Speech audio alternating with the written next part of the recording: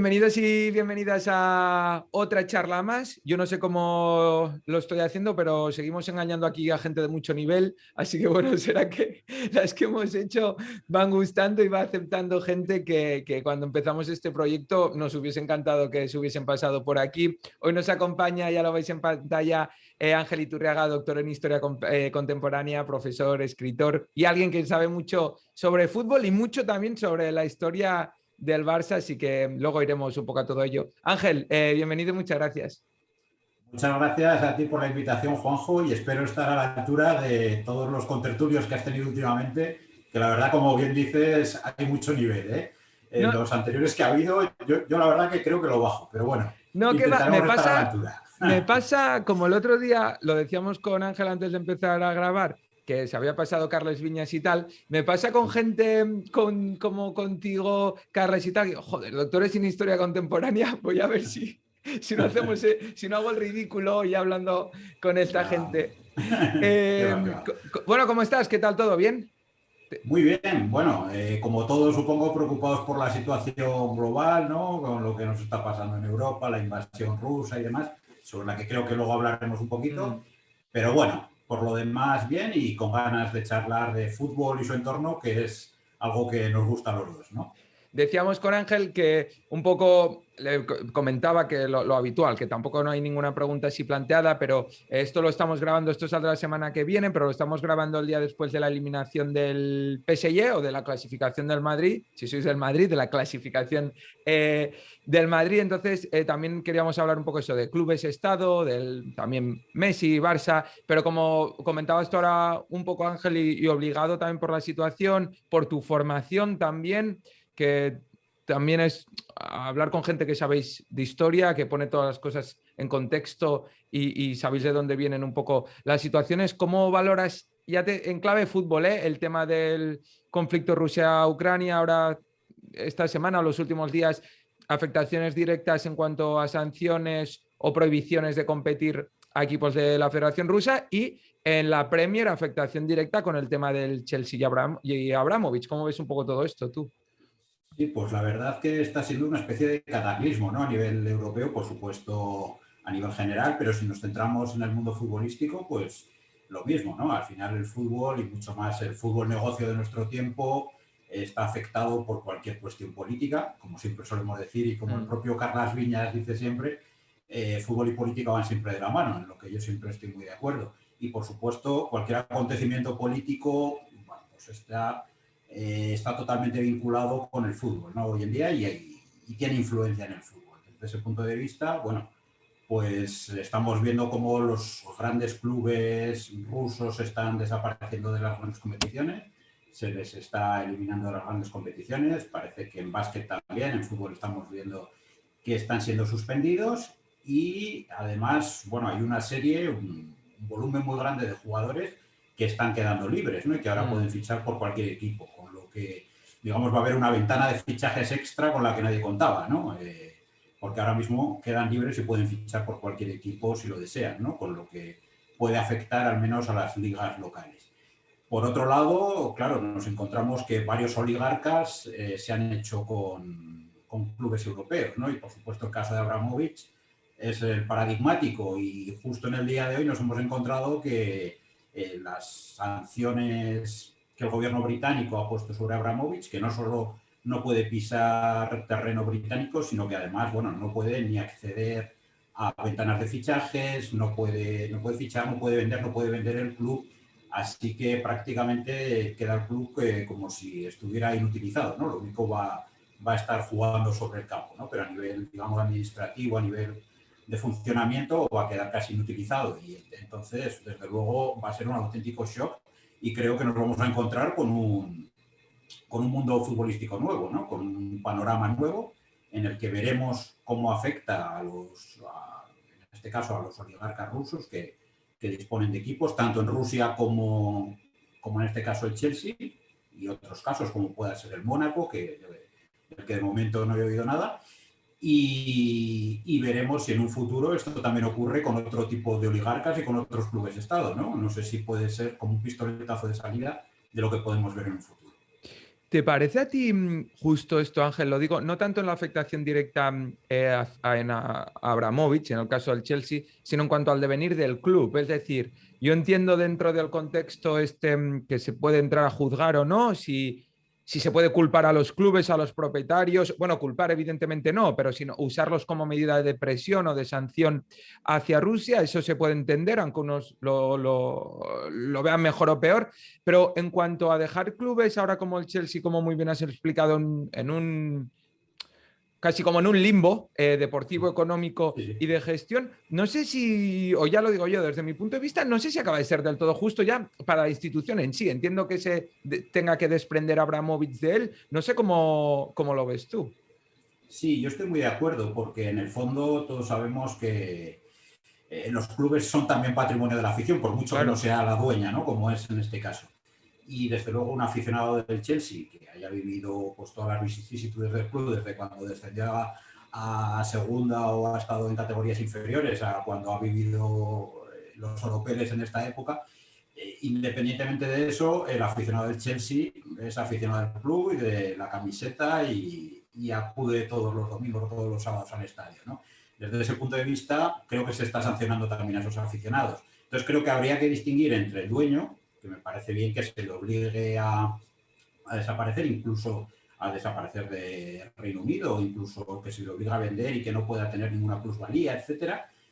Pero no creo que sea justo desde el punto de vista de los aficionados. Claro, es esta dicotomía, ¿no? Mm. Que es difícil, claro, es difícil decantarte por un lado o por otro, pero desde luego desde el punto de vista del aficionado no creo que sea justo, ¿no? Y además, como decíamos antes, pues hay otra serie de oligarcas de otros países que en este momento a lo mejor no están invadiendo, o sí, como puede ser algún dueño de Arabia Saudí, y por cuestiones geopolíticas no se está sancionando a esos dueños, ¿no? Así que todo es muy complejo y la verdad que no creo que sea justo, ya digo, con el aficionado del Chelsea. Ligándolo con justo esto último que acabas de decir, que además es algo por lo que te quería preguntar, no sé si es un poco hipócrita desde la perspectiva de la Europa occidental. De hecho, creo que hoy también te he visto en tu Twitter que decías, y es verdad, retuitabas, mencionabas el tema de Abramovich, ahora mientras entrabas estaba mirando un poco tus últimos tweets, y decías que los mismos que han blanqueado a ese propietario durante muchos años, ahora le ponen en la palestra o le sitúan en esta posición, pero a la vez, aparte de eso, que me parece muy acertada la reflexión, por otro lado, mientras está pasando eso, evidentemente, porque el país en cuestión está invadiendo a Ucrania, está el dinero de otros clubes y estados que no están ahora igual invadiendo a otros países, pero que se están saltando o incumpliendo o violando otra serie de derechos humanos. No sé si eso es muy difícil de explicar al aficionado, a la gente de a pie, desde los estamentos, desde los altos estamentos del fútbol europeo, vaya. Efectivamente, es que parece que depende quién sea nuestro amigo o nuestro enemigo en un momento determinado, porque a Abramovich se le abrieron todas las puertas y todos sabíamos que era íntimo de Putin, pero íntimo, íntimo, vamos, de hecho es el oligarca más íntimo de Putin. Todos lo sabíamos desde el principio, pero bueno, Putin, por las cuestiones geopolíticas que fueran, que bueno, no es el momento aquí de explicarlas, bueno, pues ha sido un aliado de Occidente y Abramovich parecía un dueño más y de hecho siempre se ha hablado muy bien de él, de su gestión y demás, con lo que podemos estar de acuerdo, ¿no? Desde el punto de vista deportivo yo creo que es de los dueños que mejor gestión deportiva ha hecho. Y como bien dices, pues, ahora tomamos decisiones contra Abramovich justo en este momento y no las tomamos contra dueños de otros países porque en este momento sí son aliados de Occidente o del entorno que le puede interesar a FIFA, UEFA, etcétera, ¿no? A las instituciones futbolísticas. Por tanto, es muy difícil de explicar a los aficionados concretos de los clubes y al aficionado, yo creo que al deporte, al fútbol en general, ¿no? Creo que hay demasiados intereses de por medio y creo que como mínimo no es equitativo cómo se está tratando el tema. En este contexto, Ángel, lejos de crecer los clubes en estado, se va ampliando el marco de estos. Ahora Newcastle va a ser el nuevo rico también en Inglaterra. ¿Crees que esto que estamos hablando ahora y ejemplos como lo de Abramovich y que se ponga el foco aún más en este tipo de gestión de los clubes puede ejercer un poco de freno por el rechazo que puede haber social, aunque ya lo hubiese, pero no sé si ahora acrecentarse o no eres optimista o no ves eso en esa clave, sino que al final el dinero va a seguir mandando en este aspecto y tampoco van a dejar de sucederse estas compras de clubes. Ojalá fuera como dices, pero no soy muy optimista desde ese punto de vista. A mí, por ejemplo, me gustan los modelos de sociedad que se crean en Alemania, ¿no? En la Bundesliga, bueno, en la Bundesliga 2, etcétera, en los que por lo menos el 50% del accionariado del club debe pertenecer a la afición, ¿no? Y luego a partir de ahí puede haber una serie de empresas, etcétera, que puedan tener, bueno, es un poquito más complejo, pero básicamente es así. Entonces, bueno, pues ahí sí que me parece que el aficionado sí que siente realmente que el club es de su propiedad, no como hoy en día que solemos decir que todos los aficionados sienten que el club es de su propiedad, pero saben que el 90 y tantos % de las acciones están en manos de un dueño rico o de varios dueños ricos, ¿no? Entonces, yo creo que vamos a seguir viendo casos tipo el Newcastle, porque además, bueno, en este caso, en este momento determinado, a Abramovich no le pasa, pero a la mayoría de los dueños les sirve como una manera de blanquear posibles negocios turbulentos o al menos no muy claros que puedan tener y a lo mejor a través de la gestión deportiva, etcétera, pues digamos que pueden ofrecer una imagen más blanca o pueden blanquear su imagen bueno, pues de cara a la opinión pública, ¿no? Entonces, creo que vamos a seguir viendo lo mismo. Antes mencionábamos a Carles Viñas, él dijo algo muy parecido a lo que estás diciendo tú, que Qatar utiliza el PSG en este caso para blanquear su imagen, un poco en la línea de lo que tú comentabas. Y hoy al mediodía, escuchando la radio, decían, después de la eliminación de ayer del PSG, que aparte de la salida de Mbappé o más que posible salida de Mbappé, veían muy difícil que estrellas como Messi saliesen o que los cataríes dejasen que eso sucediese porque se viene ahora su mundial y tener estrellas de este nivel en el PSG y que los focos estén allí y también es una manera de blanquear el régimen, pero que tú y yo estemos manteniendo esta conversación respecto a esto, que la gente cada vez, o ayer por ejemplo, cuando eliminó al PSG, cuánta gente se alegró de ello. Por ejemplo, que la gente cada vez sea más consciente de esto. ¿Crees que, o sea, ¿crees que paraliza un poco, al menos a nivel de conciencia colectivo, ese blanqueamiento de regímenes como este? Sí, puede ser. Por ejemplo, yo creo que en el caso del PSG creo que es paradigmático de lo que tú comentas, ¿no? Porque desde un primer momento se ha visto que no es un club que haya apostado, digamos, por un modelo deportivo, digamos, bien desarrollado, como por ejemplo sí que ha podido hacer el City, ¿no? No va a ver la ciudad deportiva que ha hecho el City en Manchester y es impresionante, aunque estemos igual de en desacuerdo con el régimen que hay detrás, ¿no? Pero hablando únicamente de la gestión deportiva, bueno, pues el modelo futbolístico del City, ya digo, desde la base hasta el primer equipo, bueno, pues es muy coherente, el club tiene total identidad, todos los equipos juegan igual, etcétera.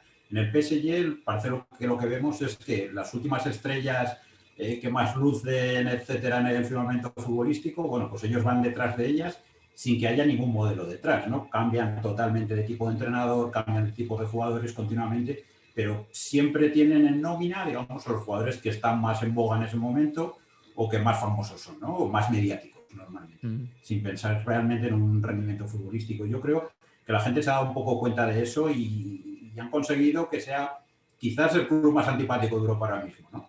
Incluso muchos antimadridistas ayer se alegraron, o en parte se alegraron, por la derrota del PSG, yo creo que por eso, ¿no? Porque es un club bastante artificial y de hecho era un club que es verdad que es nacido en los 70, pero era un club que había adquirido cierta tradición y a nivel europeo, en la época de Ginola y Wea y Baldo y toda esta gente, y además un equipo que jugaba muy bien a fútbol en esa época y que era más o menos apreciado, pero es verdad que desde que lo adquirió Qatar no ha conseguido granjearse la amistad, yo creo que de nadie, ¿no? En el concepto futbolístico. Y en cuanto, también está, y ahora ya también un poco en clave Barça, luego hablaremos, por ejemplo, la tesis doctoral de Ángel está relacionada con el Barça, luego iremos a ellos. Una de las personas, además, más seguidas en Twitter y de las voces más respetadas en cuanto a hablar de aspectos relacionados con el Barça, también con su historia. Decía Laporta el otro día, cuando le volvían a preguntar por el fichaje de Haaland, que ellos ahora imposible competir con los clubes Estado.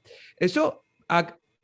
¿Cómo crees que he recibido Claro, porque estamos hablando que la gente se alegró de la eliminación del PSG, pero es contra el Madrid. No olvidemos que es contra un club poderosísimo, con influencia también en las instituciones, con más ventajas en cuanto a derechos televisivos. Parece ahora también que se sitúa a clubes tradicionalmente poderosos o que ellos quieren vender, me da a mí la sensación, la imagen de, bueno, de que no pueden competir contra esta gente y que ellos están muy alejados de eso, cuando por otro lado también se plantean superligas. ¿Cómo valoras tú esto? Yo lo considero un poco como, no sé si llamarle doble moral, pero si no es eso, se le acerca un poco. No sé cómo ves tú esta posición de los clubes tradicionales de siempre, de los poderosos. Sí, yo creo que en este modelo que habían creado entre Juventus, Real Madrid y Barça, creo que hay un error en el nacimiento. Creo que pueden tener cierta razón y creo que se le podrían haber adherido muchos clubes y muchos aficionados si hubieran, digamos, democratizado un poco más esa Superliga Europea de la que hablaban, ¿no? Ellos hablaban de que unos poquitos clubes iban a poder entrar por meritocracia y que luego iba a haber una serie de clubes, digamos, pues que iban a ser ahí los senadores y quienes iban a aparecer, pasara lo que pasara y aunque descendieran en su competición doméstica, ¿no? Y eso es que va contra la naturaleza del fútbol, ¿no? El fútbol, al menos como lo concebimos en Europa o en los lugares más tradicionales, no concebimos que el fútbol no tenga que ver con la meritocracia. Digamos que admiramos la NBA, pero no queremos un modelo NBA, Ya. ¿no? De competición cerrada. Entonces, nos cuesta mucho ver eso y a mí el primero. Y a mí el alejarse de la UEFA me parece muy bien, porque me parece una institución profundamente corrupta a lo largo de los años y bueno, más que atender a la hemeroteca, pero a mí me parece muy bien que los clubes se independicen de la UEFA y que crean una competición por su cuenta, pero una competición a través de la meritocracia. Que de verdad sean los 32 mejores, los 64 mejores, lo que se decida, pero que de verdad sean los mejores. Es verdad que es difícil luego organizarla, sobre todo si hubiera, digamos, en paralelo la Champions de ahora con otra competición, ¿no? Y sería muy difícil estructurarlo y organizarlo. Pero a mí realmente me gustaría que no solo los grandes clubes, sino todos los clubes que están en el concierto europeo se organizaran entre ellos y se desprendieran de la UEFA con todo lo que ella comporta y que de verdad organizaran una Champions League, ya digo, externa a la UEFA. Pero tal y como lo han concebido ahora, entiendo el rechazo de la mayoría de los clubes y de la mayoría de los aficionados al fútbol, incluso de sus propios aficionados, ¿no? Porque quedaría una competición, al menos desde mi punto de vista, demasiado artificial. Pero ves, este modelo, por ejemplo, que tú ahora explicas, ¿lo ves factible, no sé, a corto plazo? ¿Crees que después de ver lo que pasó en Inglaterra en cuanto a las protestas de los aficionados, las masas sociales de los clubes y eso, lo sigues viendo una cosa que puede pasar? Sí, ahora sí, fíjate, porque se han dado cuenta que el modelo que plantearon no era viable y sí que parece que le están dando una vuelta y más de una, porque la verdad que como lo presentaron también fue bastante cutre en su momento y demás. Ya sabemos, en un programa Sí. con el chiringuito y demás. No es una manera de presentar una competición de ese nivel, ¿no? Entonces, bueno, así que parece que se están reorganizando, parece que están buscando nuevos aliados, se está organizando mejor desde el punto de vista de comunicación y yo creo que de aquí a principio de la temporada que viene veremos un nuevo proyecto de Superliga en la que sí que estén involucrados muchos más clubes y que sí realmente sea a través de la meritocracia, ¿no? Como entren los clubes y no a través de la historia o de la capacidad económica, ¿no? Que es lo que último que nos gustaría. Si pasa algo así, te volveré a contactar para que lo valoremos después de haberlo hablado aquí. Una de las cosas, Perfecto. porque vamos controlando el tiempo, la única cosa que tenía apuntada, que quería entrar de lleno, porque nunca he hablado en ninguna de charlas como de un club en concreto, pero ahora entenderéis por qué quiero hablar del Barça, de Messi, de todo lo que ha pasado en los últimos años en el club. Lo voy a leer. para no equivocarme, y es que, como decía Ángel, es doctor en Historia Contemporánea, pero su tesis se titula, me corregirá, si no es culpa de Wikipedia, Ángel, El poder político y social en la historia del Fútbol Club Barcelona, ese es el título de la Eso tesis, es, pero además exacto. en 2010 publicaste un diccionario de jugadores del Fútbol Club Barcelona, otro de técnicos al año siguiente y un libro sobre Paulino, que luego te quiero preguntar también por eso, el primer crack de la historia del Barça. Esto lo leo y lo explico para poner, bueno, y luego hay otro de Barça Rey de Europa publicado en 2015. Vale, esto lo leo y lo explico para crear el contexto y el marco para que entendáis por qué le voy a preguntar tantas cosas sobre el Barça Ángel, porque creo que no hay nadie mejor para poder tener esta charla.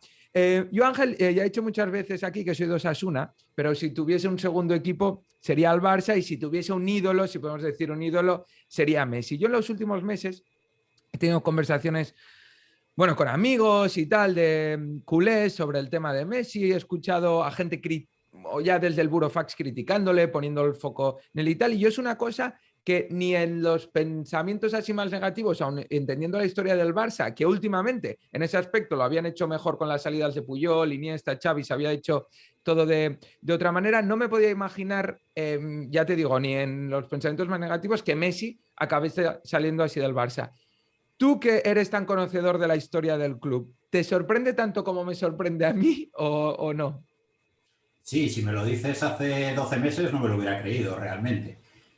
Para mí, bueno, sí, el mayor ídolo que he tenido como futbolista, y eso que ya me ha pillado mayor, ha sido Messi, sin ninguna duda, ¿no? O sea, creo que no, yo he visto a Maradona en directo y en su mejor momento, y vamos, y iba emocionado al campo a verlo, ¿eh? O sea, me parecía impresionante, las carreras de niño y me impresionaba absolutamente. Pero lo que le he visto hacer a Messi, tan de continuo, no se lo he visto hacer absolutamente a nadie. Entonces, para mí indiscutiblemente es el mejor futbolista de la historia. Y para mí, sobre lo que comentabas del Burofax, para mí es una de las últimas grandes contribuciones que hace Messi al Barça. Y me explicaré porque puede sonar raro. Pero con eso Messi hizo despertar a una gran parte de la masa culé sobre la gestión que estaba teniendo el club en los últimos años.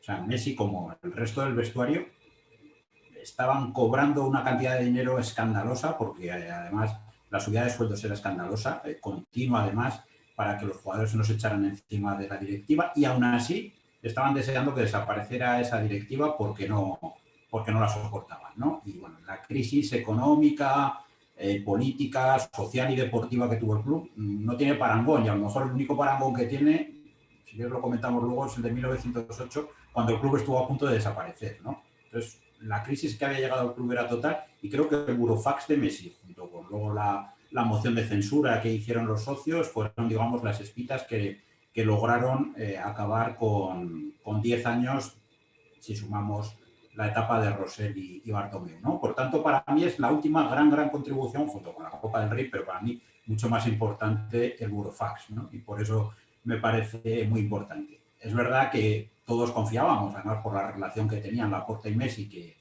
iban a seguir de la mano y que Messi sería, digamos, la proa del nuevo proyecto, pero la situación económica era, especialmente por lo referido al fair play financiero, que bueno, es bastante complicado de explicar, pero solo con el sueldo que cobraba Messi se comía el fair play financiero, bueno, pues hizo la situación tan complicada que se vieron obligados a prescindir de Messi, con lo que nos supuso a los aficionados, ¿no?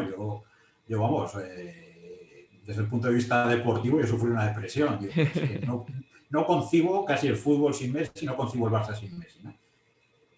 Claro, con el tiempo uno lo entiende, ¿no? Uno lo entiende porque la única manera de regenerar, porque tenías que regenerar la plantilla independientemente de Messi, y la única manera de regenerar y de poder fichar en un futuro era sin Messi. Con Messi es que se te comía los sueldos de Messi y Griezmann, se comían el fair play financiero por todos los lados y no había forma de regenerar, ¿no? En una plantilla además ya muy veterana y con muchos vicios en el vestuario. Entonces, no quedó... Igual sí que otro remedio, pero bueno, fue la decisión que se tomó. Yo al final lo he terminado asumiendo, la verdad que es duro, pero lo he terminado asumiendo. Pero creo que, especialmente desde que llegó Xavi, se ha demostrado que dentro de lo que cabe era una buena solución y que la nueva generación sea en este caso el mascarón de prueba de del equipo y los que, volviendo a un modelo de juego que se había perdido en los últimos años, los que puedan llevar al Barça otra vez a competir en la élite europea. Se está en el camino, todavía queda mucho, pero al menos se está empezando a competir al máximo nivel, cosa que hacía años que no pasaba. A mí hay una cosa que me cuesta mucho de entender o de analizar, como analiza mucha gente, que es solo mirando rendimiento, números, salarios. Yo creo que dentro del fútbol tiene, por lo que dices tú, ahora hacías referencia diciendo yo sufrí una depresión deportiva, claro, va mucho más allá de los números. Entonces yo creo que jugadores, lo hablé aquí en su momento con Albert Blaya, como por ejemplo Busquets, Piqué, Xavi Iniesta en su momento, y especialmente por encima de todos Messi, más allá de situaciones de, ya te digo, de rendimiento, de el salario que se puede llegar o no a proveer el club, tienen que salir de otra manera de una institución por la que es lo que dices tú, trascienden mucho más allá de lo que pasó con Casillas en el Madrid que salió mal, pasado con Ramos un poco también, el Barça lo estaba arreglando en los últimos años. Eso es lo que a mí me ha sorprendido y no sé si tú crees que eso se podría haber hecho de otra manera o tampoco había margen para hacer nada más. En cuanto a la Supongo que salida, sería... digo. Sí, sí, sí, sí. Supongo que sería complicado, pero habría que haber intentado gestionarlo de otra forma posiblemente. Supongo que era difícil porque, claro, es que tienes al mejor jugador de todos los tiempos y, desde luego, el mejor de la historia del Barça queriendo quedarse y tú le estás diciendo que se tiene que ir. La verdad que es muy incompatible cuando además, o sea, por un lado dices que quieres que se quede, pero que no se puede quedar. La verdad es, claro, es un puzzle muy difícil de entender, ¿no? Entonces, quizás algún día sabremos lo que ocurrió con el padre de Messi y la junta directiva, en las reuniones con Laporta y con el CEO, etcétera, lo que pudo ocurrir ahí. Posiblemente un día se escribirá un libro y sabremos exactamente lo que pasó, ¿no? Desde luego, sí que el Barça ha tenido tradición de no sacar bien a sus ídolos del club y en este caso posiblemente ha sido un capítulo más, aunque bueno, yo confío por la relación que sé que ha habido entre ellos, que sea algo que se pueda retomar en un tiempo. Ahora todo está muy en caliente, se pueda retomar y se le pueda hacer un homenaje post pandemia. Se está hablando de 2024 con objeto del 125 aniversario del club. Se van a hacer una serie de actos y se supone que se podría hacer ese gran homenaje a Messi, que es el que merece despedirse, además, lógicamente, con su afición y al menos en un último partido vestido azul granada, ¿no? Yo creo que sería lo mínimo para el mejor jugador de la historia del fútbol. Y Ángel, en cuanto a esta autodestrucción, podríamos decir de, o sea, autodestrucción, porque al ver todos los males han venido de la Junta anterior, haciendo un análisis histórico del club, aparte de la época del Dream Team, evidentemente, luego vienes del mejor momento de la historia, ya no solo con Guardiola, sino los años buenos de Rijkaard también fue ahí un momento, bueno, además con la consecución de la Champions y demás, pero ¿te imaginabas o creías que después de casi 15 años, 15 años aproximadamente, de hacer las cosas muy, muy bien en un club que no era habitual, esa continuidad en cuanto a éxitos, en cuanto a estabilidad institucional, ¿te imaginabas que pudiese pasar lo que ha pasado o entiendes lo que ha pasado? Digo, desde puertas adentro, con todo el tema de Bartomeu y demás. Pues por desgracia sí que me lo imaginaba. Y además, bueno, en Twitter entré en 2010 y yo en 2010 cuando ganó, bueno, en 2009 cuando ganó Sandro Rosell las elecciones, sabiendo lo que había detrás en la relación Rosell-Laporta, el odio, porque es que realmente es odio que había en esa relación desde Rosell hacia Laporta, sabíamos que iba a intentar destruir todo lo creado hasta ese momento. Aunque desde el punto de vista deportivo le hubiera dado éxitos, él quería crear su modelo de éxito, que su modelo es muy parecido al de Florentino Pérez, que a Florentino le ha dado un éxito enorme en el Real Madrid, ¿no? No hay más que ver las Champions y demás, pero cada club tiene su modelo tanto en cuanto a la gestión como en cuanto al fútbol. Ayer el Real Madrid ganó con la identidad que le gusta al aficionado del Real Madrid y es diferente a la que le gusta al aficionado del Barça, tan respetable una como otra, pero cada cual tiene su idiosincrasia, ¿no?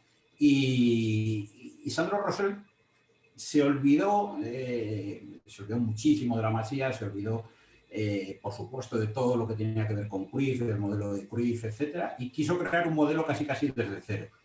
Y claro, mientras se mantuvo Guardiola, pues la cosa funcionó bien. Además, claro, seguían estando los grandísimos jugadores. Digamos que hasta Luis Enrique, con altos y bajos, la cosa fue bien. Y por supuesto se ganó la Champions.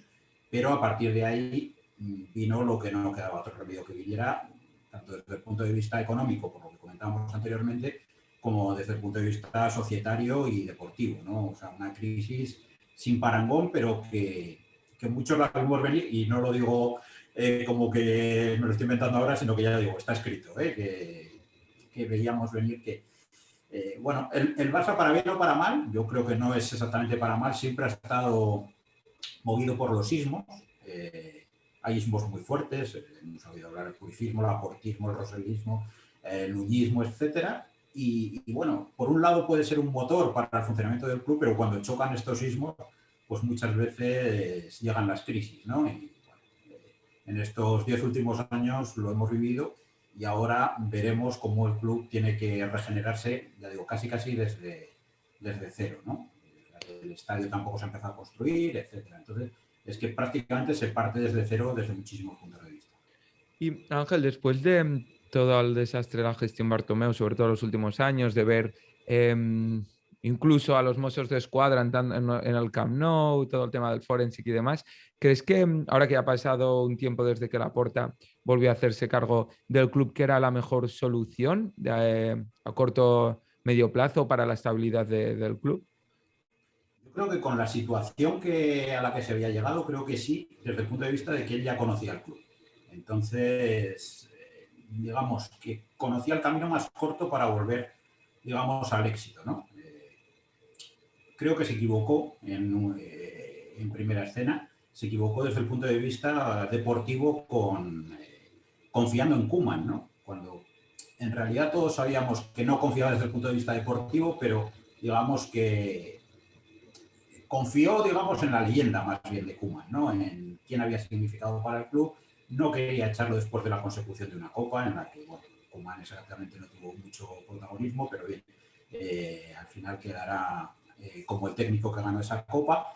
Y bueno, digamos que le dio una pequeña oportunidad, pero todo el que está dentro del club, todo el que ha visto los entrenamientos del Barça, sabía que Koeman no era el entrenador para el primer equipo del Barça y que además, por mucho que hubiera confiado en jóvenes, esos jóvenes no se estaban desarrollando dentro de lo que ellos habían aprendido en la cantera. Digamos que se estaba perdiendo una oportunidad y se estaba perdiendo mucho tiempo, ¿no? Entonces, bueno, ha tardado unos meses y al final, bueno, pues sí que ha dado con un técnico como Xavi, que sí que creo que es el ideal para reconstruir, porque, pues al final, porque es un talibán de la idea cruyffista, ¿no? Y yo creo que para esta reconstrucción hacía falta un talibán, como lo fue Guardiola, o como no tanto lo pudo ser Rijkaard en su momento. No es que fuera un talibán, sí que era un cruyffista convencido, no tan talibán de la idea, pero sí que entre él y Chiqui, digamos que bueno, que también en su momento recuperaron el modelo, ¿no? Y yo creo que Xavi está en ese camino. Es casi imposible que logre los éxitos que tuvo Pep, ¿no? Ahí se juntaron demasiadas circunstancias, pero yo creo que va a ser el camino más corto para lograr volver a competir a nivel europeo, ¿no? A nivel liga yo creo que el año que viene ya se competirá y dentro de 2 años posiblemente el equipo pueda estar compitiendo a nivel de un Liverpool, de un City, ¿no? Al menos eso espero. Y Ángel, relacionándolo un poco, porque quiero tocar los máximos temas posibles aprovechando que estás aquí, relacionándolo un poco con tu tesis, con los libros que has escrito, con tus conocimientos sobre la historia del Barça, si uno es catalán o has vivido en Cataluña, entiendes la ascendencia que tiene el Barça, ya no solo en Barcelona, sino en la forma de vivir de los catalanes y las catalanas. Es así, del estado de ánimo, cómo influye en el estado de ánimo en lugares de trabajo, en la escuela, en la universidad. Es un tema súper recurrente siempre y de ascendencia directa. Ahora a mí me da la sensación que, bueno, me da la sensación, no, es evidente que es así, que la gente está recuperando la ilusión, aunque lejos de pelear por los grandes títulos, pero hablabas tú ahora con la llegada de Xavi y demás, parece que eso en la calle, eso seguro que va a tener luego, se va a trasladar de alguna manera. Históricamente siempre ha sido así. Me decías tú que en tu tesis sobre todo te centraste en el primer tramo de la historia del Barça. ¿Esa ascendencia del Barça o esa relación tan directa con la manera de vivir o de afectar a las conversaciones cotidianas de la gente de Cataluña? ¿Siempre fue así? Sí, digamos que empezó a ser así cuando el club aproximadamente tenía 10 años de vida, ¿no? 10, 12 años de vida. Claro, la primera década, bueno, pues eran unos cuantos personas de la alta burguesía, unas cuantas personas de la aristocracia quienes se acercaban al fútbol, eran prácticamente 4 socios y ellos mismos eran los que se veían, ¿no? El club tiene una grave crisis en 1908, una época en la que desaparecen varios clubes, entre 1908 y la primera década del siglo XX, pero a partir del surgimiento de Paulino Alcántara, que, como decíamos antes, que escribí una novela histórica sobre él, explicando la dimensión que tuvo, bueno, o sea, a partir de su irrupción en 1912-13 y de otra serie de jugadores, bueno, pues el Barça se convierte en, pues digamos, en una de las instituciones más grandes, primero de Barcelona y luego de Cataluña, ¿no? Además, el hecho de que en esta primera crisis de la que hablábamos, Gamper se rodeara de una serie de políticos catalanistas, etcétera, que además empezaron a acudir al palco y demás, bueno, pues hizo que, digamos, que el catalanismo estuviera muy arraigado en lo que es casi la etapa fundacional del Barça. Ya digo, más allá de los 10 primeros años, pero a partir de ahí el catalanismo estuvo muy arraigado, el catalán se termina convirtiendo en el idioma oficial del club y en el que se escriben los estatutos, y digamos que, bueno, el club comienza a ir a las guiadas de Cataluña, etcétera, y se convierte en una institución bueno, pues absolutamente reconocida y con una identidad propia y muy vinculada al catalanismo desde siempre, ¿no? Desde, ya te digo, casi su etapa fundacional. Luego, bueno, hay más circunstancias que hacen que cada vez esté más vinculado, pero llegando hasta nuestros tiempos en los que, digamos, que un presidente del Barça es alguien más reconocido incluso que un presidente de Cataluña, ¿no? Tanto en Cataluña como fuera de Cataluña, ¿no? Así que, digamos que esa vinculación ha sido absolutamente estrecha y especialmente reconocida por los catalanes, y eso sí que es algo que yo he podido palpar cuando hice la tesis, especialmente por la recuperación de señas de identidad catalanas, como la lengua muy especialmente, durante el tardofranquismo, ¿no? En la última etapa del franquismo, cuando estaba prohibido el catalán, bueno, pues en megafonía del Camp Nou se habló en catalán, se sacó la bandera actual de Cataluña antes de que, bueno, durante el franquismo en el estadio, y bueno, y eso es algo que, digamos, ha vinculado de una manera muy fuerte al Barça con el catalanismo en general. O sea, cuando ahora, y sobre todo los últimos años, con sobre todo la época de cuando el referéndum, momentos como el 1 de octubre, que el Barça, no sé si significarse, pero bueno, siempre se le ha situado, no sé si se han significado directamente, pero tú ahora hablabas de una relación con el catalanismo, ahora en los últimos años ya incluso con el, ya no solo con el nacionalismo, sino también con el independentismo, es decir, esta relación de la política o querer relacionar al Barça con la política no es nuevo de ahora, eso ha sido siempre así. Sí, sí, ya te digo, desde 1908 ha ido siempre de la mano con el catalanismo. Claro, lógicamente en los regímenes dictatoriales, lógicamente, tanto en los años 20 como en el franquismo, bueno, lógicamente el club incluso llegó a estar intervenido, ¿no? Entonces, en 1925, bueno, el club fue sancionado con el cese de operaciones del club, que se suele decir del estadio, no, fue de todo el club durante un año, quedó en 6 meses finalmente, y durante el franquismo el club fue igualmente intervenido, ¿no? Y bueno, las instituciones franquistas colocaron a unos presidentes ad hoc, ¿no? Pero bueno, una vez digamos que se relajaron un poco las medidas, sí que en la medida de las posibilidades que hubo en esos momentos tan complicados de las dictaduras, sí que se hizo guiños hacia el catalanismo, hacia Cataluña, etcétera, sí que ha existido siempre, ¿no? Y digamos que esa pulsión ha existido siempre.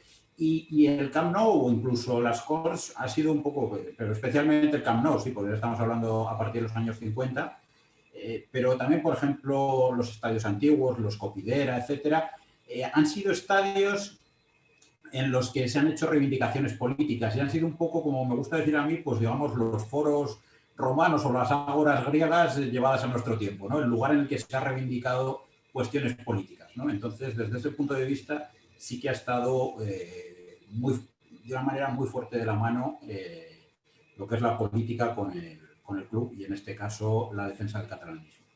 Antes decías que no se puede separar fútbol de política al inicio de la charla. Yo lo veo así también.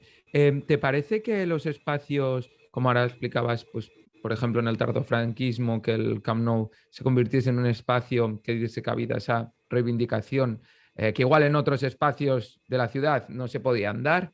¿Crees que eso, ya no solo en ese contexto de final de la dictadura, sino en la actualidad, pues estamos como en movimientos como puede ser el independentista, perjudica, beneficia o ninguna de las dos a un club? Es decir, es una cosa natural que se da y no tiene por qué ser juzgada, o porque incluso muchas veces recuerdo que se prohibían según qué pancartas o exposiciones con tintes políticos. ¿Cómo valoras tú eso, esa relación? Yo creo que desde el punto de vista del aficionado no influye demasiado, porque yo creo que el que de verdad es aficionado al Barça o en general al fútbol Sí. conoce ese vínculo, ¿no? Y conoce perfectamente ese vínculo, tanto sea del Barça como sea de cualquier otro club, etcétera. Conoce ese vínculo estrecho histórico, ¿no? Ahí sí que distinguiría entre el aficionado y lo que hay un periodista uruguayo que trabaja en Estados Unidos, que es Jorge Ramos, lo que denomina el clientes. Y él distingue entre el aficionado y el cliente. Digamos que con los clientes, que él habla de cliente, pues el que se hace de un equipo porque gana, ¿no?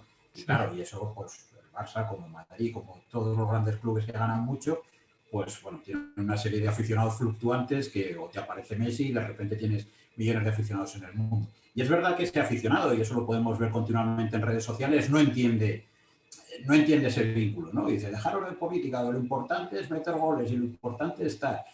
Claro, a ellos les preocupa el partido del domingo, el partido del miércoles y que el Barça meta o no meta un gol, ¿no? Pero la institución como tal, con todas sus dimensiones, el Meskun Club, todas las secciones, bueno, esos vínculos políticos, sociales, etcétera, no le preocupan, ¿no? Lo único que le preocupa es que el primer equipo masculino de fútbol marque gol. Esos son los clientes y ahí sí que posiblemente pueda perjudicar porque ese cliente no quiere que el club esté involucrado en política y a lo mejor eso puede influir pues, en que compren menos camisetas o se hagan de un club menos implicado, etcétera, ¿no? Eso sí que puede existir. Yo por eso te digo, en el aficionado no, en el cliente sí. Así te lo distinguiré. Y extendiéndolo a todos los equipos de la Liga Española, no sé si es percepción mía, a ver cómo lo ves tú también desde el prisma histórico. Me da a mí la sensación que en España especialmente puedes relacionar muy fácil aficiones con posturas políticas. Sí. Cualquier club, sabemos más o menos, no el grueso de la afición, pero el aficionado que se hace más oír, de qué lado político, de qué color política es. No me da la sensación en otros países. Me da la sensación que en Inglaterra históricamente igual se ha asociado más con la clase, clubes de clase trabajadora o clubes más pijos, denominándolos así. En Francia o en Italia también esa lucha sur y norte, igual, pero no tanto esa politización de colores, de identidades nacionales como puede haber en España. ¿Es así o... Hay casos y casos, ¿no? Por ejemplo, estaba pensando mientras lo decías, como el otro día hablaste con Carlas Viñas, en el San Pauli, ¿no? Que por ejemplo sí que es un club totalmente decantado en este caso hacia la izquierda y con su rivalidad con el Hamburgo, que viene a ser, tal y como decías tú, digamos, el club hijo de la ciudad, ¿no? Hay casos y casos, ¿no? No sé, creo que habría que hacer un estudio completo, no me atrevería a decirte exactamente, pero sí posiblemente pueda ser como tú comentas, que a lo mejor aquí lo podemos tener más claro, pero a lo mejor si tuviéramos el contexto más completo de los otros países, quizás Yeah. podríamos tener otra percepción. No estoy muy seguro qué decirte en este tema. Y en cuanto, volviendo un poco a lo que hablamos del Barça en los primeros años, decías que en 1908 estuvo a punto de desaparecer, luego está la irrupción de Paulino. ¿Nos podrías explicar así a grandes rasgos? Porque no creo que la gente que nos esté escuchando, que la mayoría, el primero, no conozco en profundidad ese momento histórico. ¿Qué pasó? Porque estuvo a punto de desaparecer. ¿Cómo se salva? ¿Y qué supone y quién es la reducción de Paulino? Sí, bueno, en la primera década del siglo XX, bueno, en Barcelona había multitud de clubes, ¿no? Digamos que el fútbol había empezado a coger auge. Es verdad que quizás no había tantísimos aficionados, pero sí que mucha gente, ya digo, pues de la alta burguesía barcelonesa y demás, bueno, pues a través de los gimnasios y demás, se había hecho mucho proselitismo del fútbol y de repente aparecieron muchos equipos, ¿no? Pues estaba el Internacional de Sants, el X, bueno, había multitud de equipos que rivalizaban, el Catalá especialmente, que era el gran rival, el Fútbol Club Escocés, bueno, hubo muchísimos equipos que rivalizaban con el Barça por la primacía incluso del fútbol barcelonés y posteriormente del fútbol catalán.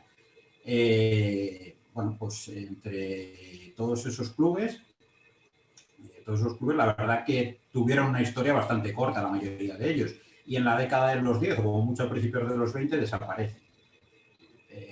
El Barça podría haber sido un caso más y posiblemente hoy tú y yo no estaríamos hablando de la mayoría de los temas y Messi no hubiera existido, o hubiera existido de una forma muy diferente, ¿no?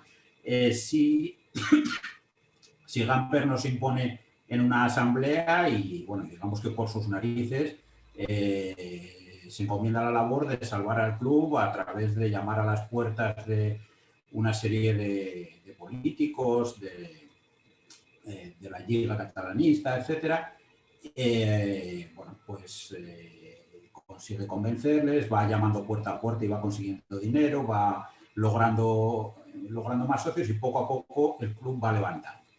Pero todavía estando en un momento, digamos, en el que, bueno, todavía no estaba muy acomodado económicamente o el club todavía no se había salvado económicamente, irrumpe pues casi un niño, porque tenía, según documentos, podrían ser 14, 15 años cuando debuta, 15, 16 años, perdón, cuando debuta Paulino Alcántara. Bueno, Paulino Alcántara es un chico nacido en Iloílo, en Filipinas, de origen barcelonés, que bueno, vuelve a Barcelona, se apasiona por el fútbol y comienza jugando en las categorías inferiores del Barça, pero bueno, Gamper lo ve y dice, este chico no hace nada en las inferiores, lo subimos al primer equipo con la excusa de una lesión. Irrumpe en el primer equipo, mete 2 hat-tricks y se convierte rápidamente en la estrella y en el referente. Y en muy poco tiempo, porque además por sus características, bueno, era así larguirucho, muy delgado, llevaba siempre un pañuelo blanco adosado al pantalón, pues digamos que se convirtió en un icono, ¿no? Y se convirtió en alguien muy conocido en Barcelona. Con 16, 17 años la gente ya lo reconocía por Barcelona y él en sus memorias reconocía incluso que le daba vergüenza, ¿no? Que la gente ya lo iba reconociendo siendo prácticamente un niño. Entonces, digamos que se convirtió en el primer fenómeno social y diríamos mediático, aunque solo fuera a nivel de calle, ¿no? En Barcelona, y la gente comenzó a querer ver qué hacía ese niño del que tanto se hablaba en la prensa, del que se empezaba a hablar en el boca a boca en la calle, pues a ver lo que hacía. Y poco a poco pues consiguió que cada vez más gente se acercara al estadio, hasta el punto de que el estadio de la época del Barça se terminó quedando pequeño, ¿no? Así que digamos que la irrupción de Paulino fue absolutamente decisiva para que el club, partiendo de una situación económica horrible, lograra remontar y lograra ser prácticamente el único club de principios del siglo XX que consiguió mantenerse ya en los años 20, que por supuesto ha llegado hasta nuestra época. Pero no ha tenido, yo muchas de las cosas que acabas de decir las desconocía, no ha tenido, no sé si desde el club o desde la prensa de los últimos años, tanta visibilidad de esta historia. Se sitúa siempre, o al menos es mi percepción, se sitúa siempre que el Camp Nou se construye también gracias a Kubala, todas esas historias sí que se conocen tanto. Paulino Alcántara no se ha explicado tanto su historia, aparte de en obras como las tuyas, o es una cosa mía. Se ha explicado mucho menos, es verdad. Parece que la historia del Barça comienza con Kubala cuando, fíjate, sí, esta generación en los años 20 eran capaces, porque bueno, Alcántara fue el primero, pero luego aparece Samitier y bueno, claro, Sagi, Piera, Sancho, muchos de ellos olímpicos en Amberes, lograron la plata olímpica y bueno, y un equipo que ya a mediados de los años 20 logra competir con los mejores equipos de Europa del momento. Lo que pasa es que no había una competición europea para demostrarlo. En aquella época los amistosos pues eran poco menos que los oficiales de ahora, que los partidos oficiales de ahora, y se jugaban muchísimos amistosos internacionales. Y, por ejemplo, el Barça compitió de tú a tú con equipos como el Slavia de Praga, el Dukla, equipos ingleses como el Birmingham, el Newcastle, competía de tú a tú con estos equipos incluso de profesionales ingleses y profesionales de primer nivel, que suponías que estaban a un nivel muy superior, y especialmente en los partidos disputados en terreno barcelonista, competía de igual a igual con ellos y en muchas ocasiones les ganaba, con lo que, de hecho hay entrenadores internacionales, entrenadores checos, húngaros, etcétera, que hablaban de que Samitier en su momento era el mejor jugador de Europa o uno de los 3 mejores jugadores de Europa, ¿no? Pero es verdad que hasta la aparición de los mundiales, etcétera, prácticamente no ha tenido mucho eco esto y prácticamente todo lo anterior a la guerra civil ha quedado casi opacado, ¿no? Pero sin Samitier y sin Alcántara, yo siempre se lo intento explicar así a niños cuando lo explico, ¿no? Si no hubieran existido Samitier y Alcántara, nunca hubieran existido Iniesta y Messi. Así que tenemos que acordarnos de ellos porque sin ellos posiblemente el Barça hoy en día no existiría, ¿no? Igual que con Gamper. Tenemos que recurrir a gente como tú para que estas historias tengan voz, vaya. Y Ángel, tú antes señalabas que desde prácticamente los inicios, o bueno, desde un momento muy temprano el Barça había tenido relación con el catalanismo. En esta época más primigenia, no ya tanto en cuanto a lo político, sino a la ascendencia que tenía el Barça en Cataluña, era una cosa ya por los medios de comunicación de la época que se reducía más a la ciudad, más a una zona concreta de la ciudad, y ahora una cosa que se empezaba a expandir por el resto de provincias de Cataluña. Y si no era así, ¿cuándo empieza a ensancharse esta influencia del Barça en Cataluña? Sí, bueno, es un fenómeno gradual. Es verdad que primero es más en la ciudad de Barcelona y poco a poco se va ensanchando este fenómeno, pero es verdad que es muy gradual y es relativamente lento. Hoy en día todavía, por ejemplo, podemos consultar la hemeroteca del mundo deportivo, de la vanguardia, ¿no? Que podemos consultar la hemeroteca de esa época y sí que vemos que cada vez adquiere más importancia, pero todavía el fútbol, pues hasta los años 20 y mediados de los 20 al menos, no empieza a ser uno de los deportes que tienen más protagonismo en los medios. O sea, a veces deportes como el boxeo, incluso el atletismo o incluso el tenis, estoy pensando, me están viniendo hacia la cabeza portadas que me estoy acordando, le quitan protagonismo al fútbol, ¿no? Poco a poco, es verdad que eran periódicos en la época mucho más polideportivos, en los que muchos deportes tenían protagonismo, y sí que poco a poco pues le va cogiendo protagonismo el fútbol, hasta que ya te digo, a mediados de los 20 ya sí que ves que es un deporte absolutamente protagonista y empieza a haber publicaciones ya casi únicas del fútbol, y ahí sí que ya podemos hablar de que se va expandiendo un poco más por Cataluña, pero es verdad que por los problemas de transporte de la época pues no era tan tradicional ir desde pueblos a Barcelona a ver el partido, etcétera, sino que cada persona veía un poco al equipo de su pueblo, etcétera, y al Barça lo podías ver en los amistosos que se solían hacer en verano, que se hacían muchísimos, pues los podían ver en Badalona o en las ciudades de alrededor, ¿no? Yo creo que el aficionado era más bien del equipo de su ciudad y se movía menos que lo que podemos pensar hoy en día. Pero ya te digo, el fenómeno empieza a ensancharse, que era un poco la pregunta a partir de mediados de los 20. Como te voy escuchando y me interesa todo lo que me vas diciendo y te preguntaría 50.000 cosas de las cosas que vas diciendo, pero Ángel tiene clases. Voy a entrar un poco en la recta final. No sé si es una pregunta que te voy a hacer a continuación un poco estúpida o difícil de contestar, pero antes decía que tú escribiste un libro, un diccionario sobre futbolistas del Barça, otro sobre técnicos. Si tuvieses que señalar, no sé, 3, 4 personajes de la historia del Barça, pero no necesariamente por lo futbolístico, por lo buenos que han sido, sino en cuanto a importancia y trascendencia, como explicabas, por ejemplo, ahora que Paulino Alcántara en ese contexto tan concreto de problemas de los clubes, de alguna manera lo salva. ¿A qué 4, no sé, 3, 4, 5 personajes del Barça señalarías en cuanto a eso? Súper importantes y trascendentes y vitales en la historia del club. Sí, yo haría, además esto lo tengo bastante claro, me lo preguntaron una vez y lo estuve pensando bastante y tengo perfecto, una especie, entonces. tengo como una especie de línea del tiempo en la que prácticamente por épocas, digamos que hay un personaje clave que salva al club o que le da un salto de calidad, ¿no? Y en esa línea y de manera cronológica te diría Gamper como fundador y como salvador en 1908, Alcántara como primera estrella y el hombre que logra que empiece a acudir mucha gente al estadio, Samitier, el hombre que da el salto de calidad y que hace competir con los grandes equipos de Europa. Saltaríamos ya a los 50 con Kubala. Kubala da el grandísimo salto de calidad y un jugador con unos gestos técnicos absolutamente desconocidos para los aficionados de la época y que quedaban totalmente sorprendidos por su calidad. Cruyff, con el Cruyff futbolista, pero también el Cruyff entrenador y el Cruyff asesor de Laporta. Yo creo que en las tres dimensiones rescató al Barça en tres momentos determinados, por tanto, Cruyff absolutamente clave en nuestro tiempo. Y por supuesto, ya los últimos, yo creo que los tendríamos todos en la boca, Guardiola y Messi, ¿no? Creo que eso no hace falta explicarlos, pues todos los tenemos en la cabeza. Me gusta porque yo lo tenías clarísimo, dices, esta reflexión previa y además una línea temporal muy clara. Perfecto.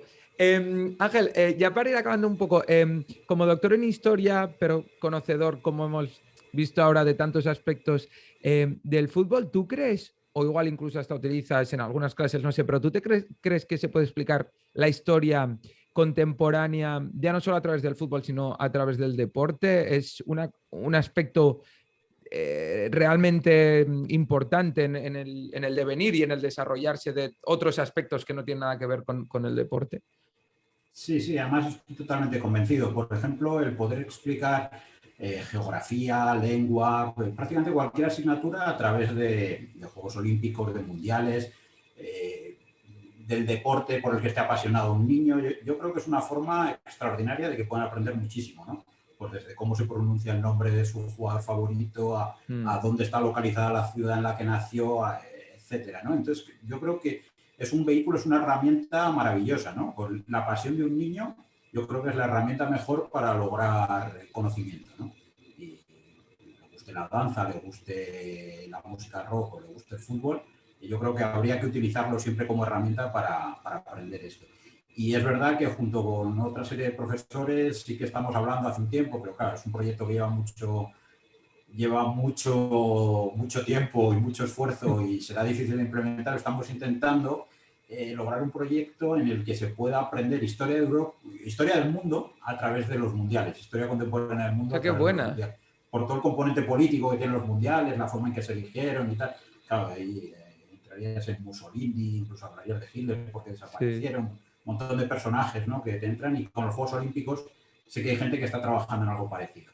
Así que no sé si algún día verá la luz, pero por lo menos el proyecto está en camino. Hostia, si sale ese proyecto, podríamos hablar del... Sí. Aquí, si saliese. Sí. Oye, Ángel, ya la última, que ahora he visto la hora y vemos que vamos ahí un poco apurados. Lo que pido siempre a invitados o invitadas, una recomendación literaria, musical o cinematográfica, que no tiene por qué estar relacionada con deporte, lo que tú quieras. Pues mira, te voy a hacer en fútbol, por supuesto, mira, lo tengo a mano, además.